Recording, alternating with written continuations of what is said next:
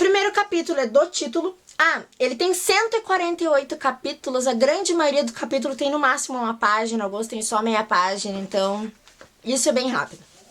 Primeiro capítulo é do título e conta por que o título é Dom Casmurro, que é porque um dia ele tava num trem, o Bentinho tava num trem, depois que toda a história aconteceu, foi bem depois disso, e ele já era adulto, mais antigo, e tinha um cara que ele só conhecia de vista que chegou pra ele no trem, começou a puxar assunto, e o cara começou a dizer versos. Só que os versos que o cara tava recitando não eram muito animados. E o Bentinho, no balanço do trem, ele tava cansado, mas os versos ele acabou dormindo enquanto o cara falava. E aí o cara deu o apelido pra ele de Dom Casmurro. Casmurro, no dicionário e no livro, é uma pessoa que ela é mais fechada, ela é mais mal-humorada, meio ranzinza. Não mal educada, não precisa ser grossa com as pessoas, mas ela é meio ranzinza, meio fechada. E Dom é só pra dar um drama mesmo. E esse apelido pegou. Até os amigos dele começaram a chamar ele assim. Não sei nem se ele tinha amigos, mas ele disse que os amigos dele começaram a chamar ele assim. As cartas dele começaram a ser endereçadas ao Dom Casmurro, bilhetes, essas coisas, e aí pegou. Esse é o primeiro capítulo, então, é o título.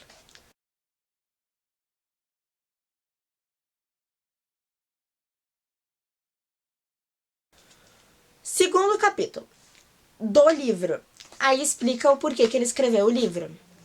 Resumindo, depois do final de toda a história que vai se passar, ele vai acabar morando só com um criado. A vida dele é chata, é monótona, ele meio que descreve que ele come bem, dorme bem, não come mal, não dorme mal, que ele trabalha, que tem um servo, que aí ficou chato, ficou monótono, ele quis quebrar a monotonia. Ele considerou escrever um livro sobre política, sociologia ou filosofia. Resolveu escrever um livro de memórias. E aí o livro é as memórias dele. No caso, vale a pena lembrar que autor e narrador não são a mesma coisa. Tipo, o cara que tá narrando a história é o Bentinho, ele tá contando a história dele. Só que não é o autor, que já ouvi isso, o autor é o Machado de Assis.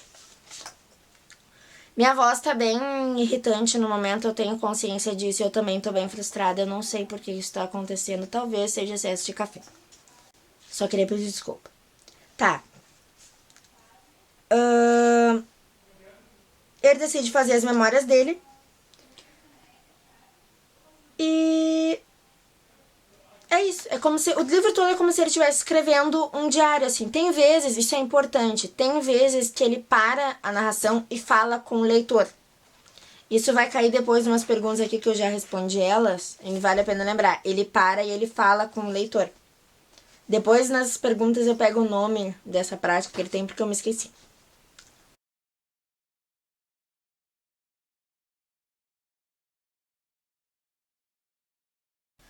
Capítulo 3 já começa com a denúncia. A denúncia, o que acontece? O Bentinho tava entrando na sala de visita da mãe dele, né, na casa dele, e ele escuta o nome dele, ele para e fica só escutando a conversa. E ele escuta o José Dias, que é o agregado aquele, falando com a mãe dele sobre o seminário, que é a escola, o internato para ensinar as pessoas a ser padre. E dizendo que já tá na hora do Bentinho ir, que logo vai ser tarde demais, e aí a mãe dele fica tipo, por que vai ser tarde? E aí ele diz que ele já tá na hora de começar a gostar de meninas, e se ele arrumar uma namorada, ele não vai querer ser padre. E aí fica todo mundo tipo, como assim? E aí ele diz, ele tá pelos cantos com a Capitu, que é a menina vizinha. Só que a mãe dele não tinha malícia, ela não tinha maldade nenhuma. E o que acontece? Ela fica... é da tua imaginação, eles são crianças, eles estão brincando. Nessa época ele tinha 14 anos e ela era mais nova que ele, vale a pena lembrar. Aí o que acontece? O tio Cosme até fica, tipo, concorda com a irmã dele, porque ele sempre concorda com a irmã dele.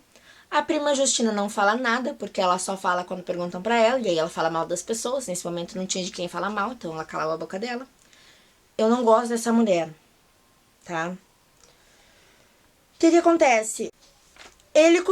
O José Dias continua meio que forçando essa ideia na mãe dele, e a mãe do Bentinho começa a chorar. Ela chora bastante durante o livro, porque ela não quer se separar dele. E aí o Bentinho vai embora, mas ele escuta ela dizendo que é uma promessa que vai ter que ser comprida. O capítulo 4... nesse momento, quando ele sai, tá com muita raiva. Todo mundo tá com muita raiva do José Dias em algum momento do livro, inclusive nós que estamos lendo, porque ele é um puxa-saco extremo, assim. E ele não é muito legal também. Mas, às vezes, a gente gosta dele. Ele é meio simpático, às vezes.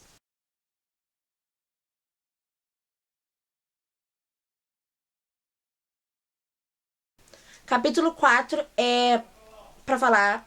O capítulo 4 e 5, na verdade, é pra falar do José Dias. O capítulo 4 é pra dizer mais ou menos a aparência dele, como é que ele é. Ele é muito conservador na aparência dele. Ele foi dizer aqui que ele foi uma das últimas pessoas do Rio de Janeiro que usava presilha, aquela coisinha que prende o suspensório da calça. Ele usava a calça um pouquinho mais curta do que a perna dele, até pra ela estar sempre esticada. Ele tinha esse negócio de asseio, assim. Ele era bem magro, tinha uns 55 anos. E às vezes ele tinha um passo vagaroso, assim, meio preocupado. E às vezes ele tinha um passo rápido e sério, dependendo do momento que ele tava. E ele era meio viciado em superlativo. O que é superlativo? Superlativo é uma função da língua portuguesa que tu aumenta a palavra. Por exemplo, belo, o superlativo de belo é belíssimo. Lindo é lindíssimo. Basicamente é íssimo, mas tem outros, tá? E ele usa isso muito, muito pra exaltar mais as qualidades ou os defeitos das coisas e das pessoas. A fala dele é praticamente toda com superlativos. No capítulo 5, como é que ele chegou? Eu já expliquei que ele morou lá um tempo, ficou na casa um tempinho e acabou se fazendo necessário. As pessoas começaram a gostar dele e ele acabou ficando.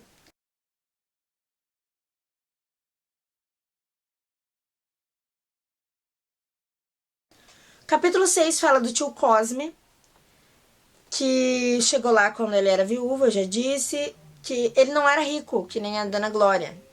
Só que ele trabalhava, ganhava um dinheiro, o dinheiro dele dava pra comer, e como ele tinha onde morar, era isso aí. Ele não era pobre também, ele era gordo, pesado. E uma das recordações...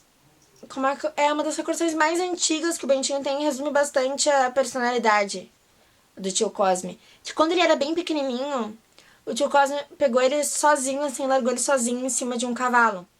O tio Cosme tava sempre montando um cavalo que a Dona Glória, a mãe do Bentinho, deu pra ele de presente. E um dia ele pegou o Bentinho, largou em cima do cavalo e deixou. E o guri começou a gritar e a chorar. Ele era muito mimado e a mãe dele era muito super protetora. E a mulher chegou, tipo, o que tá acontecendo? O que estão fazendo com meu filho? E aí ele diz, aí o tio Cosme diz que é importante ele saber montar. Agora, porque o que acontece? Se ele crescer sem saber montar, ele, vai culpar todo mundo que ele não sabe montar. Ele vai ser o único menino que não sabe montar. E as meninas gostam de quem monta. Ele teria que saber montar.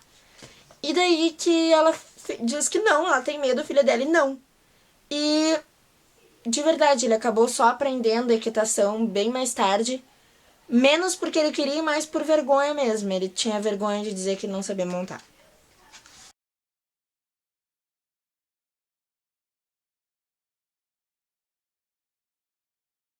Capítulo 7 fala da Dona Glória. O tempo todo eles exaltam o quanto ela era uma boa criatura. O quão ela era. Ela era uma boa criatura. O tempo todo eles exaltam isso. Ela tinha 31 anos de idade quando morreu o pai do Bentinho. Eles casaram quando ela tinha 20. E ela mantinha um retrato na parede, que eles falam desse retrato bastante por muito tempo, que é um retrato dos dois quando ela tinha 20 anos, que foi quando ela casou.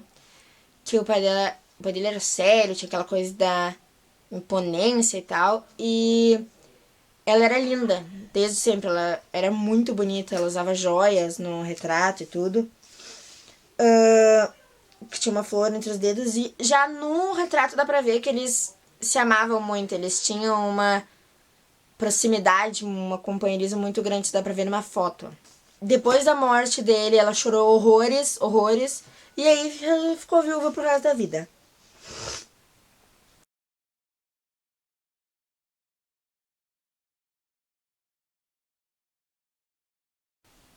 A denúncia do José Dias não foi uma denúncia tipo algo que está acontecendo. Ele denunciou o Bentinho diretamente como se ele tivesse feito um crime. É assim que o menino se sente. E aí, isso é a introdução pro capítulo 11. Ele explica, o capítulo 11 é a promessa, ele explica a promessa que a Dona Glória fez, por que ela fez, que ela tinha já perdido uma criança, não queria perder outra, meio que esperava que fosse uma menina. Mas ele não deixa de não querer ir pro seminário. O que acontece? Nesse capítulo, eles entram na questão do querer ou não levar ele. Ele dá meio que mais só uma revisada, assim, no caso de que desde pequeno, até os brinquedos dele tinham alguma coisa a ver com a igreja. Eles brincavam de padre, as pessoas incentivavam ele a brincar de missa, de padre, essas coisas, ele brincava. Conforme ele foi crescendo, começaram a cortar esse assunto, e a Dona Glória nem tocava mais no assunto. Só que ela não queria fazer de propósito, então ela só parou de tocar no assunto.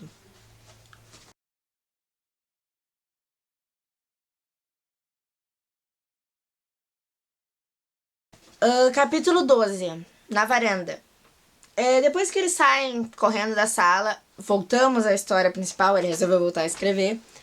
Ele explica que ele parou na varanda meio tonto, meio processando a informação. Ia passando as meias frases que o José Dias dizia, que eles estavam de segredinho, estavam sempre juntos. Ele começa a ficar nervoso. Só que o que acontece? Ele conta nessa parte aí que desde pequeno ele era bem amigo da Capitu, que eles acabam se afastando um pouquinho quando ela volta do colégio, depois porque o colégio é no internato, depois eles retomam a amizade. Só que o que acontece? O tempo todo ele dá a impressão, tudo que eles faziam, eles nunca foi segredo pra ninguém, entendeu? Não tinha nada mais que era escondido. Então o que as pessoas viam era só aquilo mesmo, o que acontecia era só o que tava ali. Não teve um bagulho, não teve nada a mais. E tudo agora era meio que jogado na cara dele, indiretamente, que o José Dias não sabia que ele tava ouvindo, mas foi jogado na cara dele. E aí que ele tocou que ele gostava da Capitu. E que a Capitu gostava dele. Ele meio que não tinha pensado nisso antes até ele escutar. O tempo todo ele tá correndo até a casa da Capitu, na verdade. No capítulo 13 ele vai até a casa da Capitu pra dizer pra ela que ele vai pro seminário. Quando ele chega lá, ele escuta a mãe dela gritando com ela pra ela parar de riscar o muro, porque ela tá esburacando o reboco do muro com um preguinho.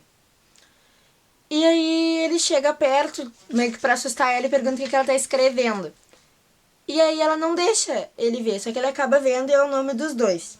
É Bento e Capitolina. O nome da criança é Capitolina. Eles chamam ela de Capitu por bondade. Aí quando ele meio que vê o nome assim, ele se volta pra ela, e aí eles ficam de mão dada e ficam se encarando por muito tempo e não acontece nada. Nessa hora, tipo, de repente, assim, chega o pai dela e fica, tipo, vocês estão jogando o jogo do Siso, que é o jogo do sério. Ele meio que dá uma ralhada nela pra ela não estragar o reboco do muro, só que ele não olha o muro. E aí ela vai até lá onde os rabiscos dela e passa o prego em cima, bem rapidão.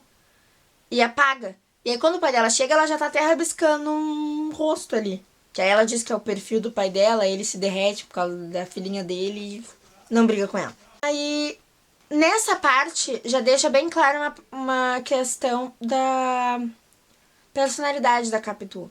Porque o que acontece? No livro todo, isso é expressado em várias ocasiões. E em todas as vezes o Bentinho deixa bem claro que ele tem inveja dessa capacidade dela, não no mau sentido, mas porque ele queria ter também. O que acontece? Toda vez que alguém pega a Capitu num momento estranho, não necessariamente errado, mas quando pega ela num momento que ela não queria ser pega, tipo nesse momento, de mão dada com o Bentinho e se olhando nos olhos, ela se recompõe muito rápido e ela consegue dar a impressão que ela tá fazendo outra coisa, tipo, ela não é pega no flagra e fica em choque, ela contorna a situação e manipula as pessoas, desde pequenininha. Aí nesse caso ela já começou a falar que o Bentinho não sabe jogar, que ele não sabe ficar sério, que ele fica rindo, aí começa a rir da cara dele, aí o pai dele já acha que eles estão brincando mesmo em paz. E ela faz isso em várias partes do livro, isso é bem importante depois.